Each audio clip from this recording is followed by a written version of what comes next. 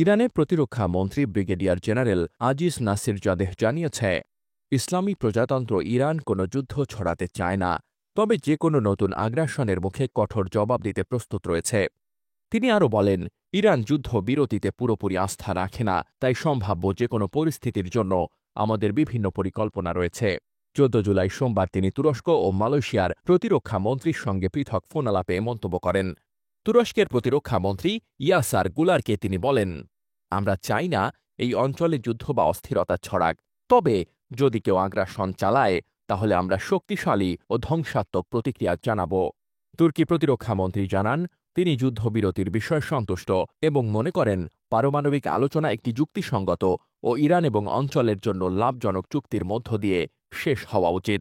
ইরানের সশস্ত্র বাহিনীর chief of staff major general Abdur Rahim Musavi হুঁশিয়ারি উচ্চারণ করে বলেছেন, ইরানের বিরুদ্ধে যে কোনো ভুল পদক্ষেপ বা অপকৌশল হলে দেশটি শক্তিশালী ও কঠোর জবাব দেবে।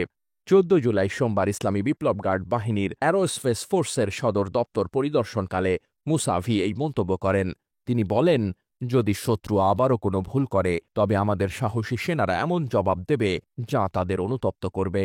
তিনি সর্বোচ্চ নেতা আয়াতুল্লাহ খামেনিকে অভিনন্দন জানিয়ে বলেন, এ ধরনের দক্ষ ও প্রস্তুত সেনাবাহিনী থাকা দেশের জন্য গর্বের বিষয়।